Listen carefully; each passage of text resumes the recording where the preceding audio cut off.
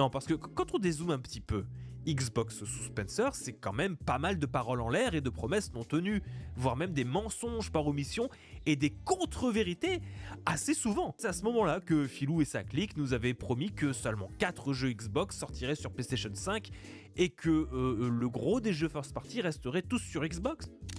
Phil, rappelle-moi où on en est aujourd'hui, ou bien Fable, Forza Horizon 6, Halo Campaign Evolve sont tous annoncés sur PlayStation 5. Hein. Starfield, c'est pas garanti. C'est pas garanti, mais il y a des gros bruits de couloir que ça arrive à un moment ou à un autre.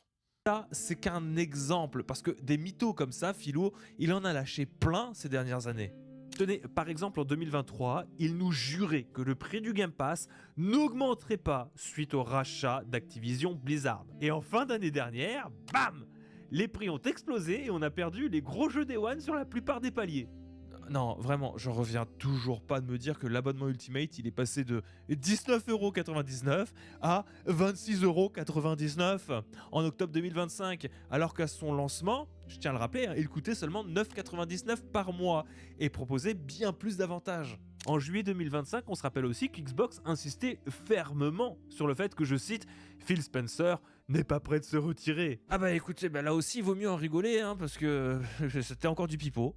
Après, bien évidemment que c'est pas que de leur faute, avec les bouleversements macroéconomiques actuels, les droits de douane qui sont aléatoires, l'inflation, la crise de la RAM pour financer l'intelligence artificielle, c'est évident qu'ils ont dû naviguer à vue, mais bon, comme quoi, les promesses, ça n'engage que ceux qui y croient. Bon, je sais qu'on aime bien faire des vannes par ici, mais à un moment donné, il va peut-être falloir aussi se regarder dans le blanc des yeux et admettre que tous ces changements de plan incessants, c'est d'abord les conséquences directes de l'échec de la stratégie globale menée par Phil Spencer. On s'en souvient, en convainquant Microsoft de mettre des pépettes dans le rachat stratosphérique d'Activision Blizzard, ce que défendait Phil Spencer à la base, c'était le projet de racheter des studios en masse pour proposer toujours plus d'exclusivités majeures sur console Xbox et permettre ainsi d'amortir les coûts des rachats. Bon, tout ça c'est bien beau, mais si on fait les comptes, force est de constater qu'ils y sont pas les comptes.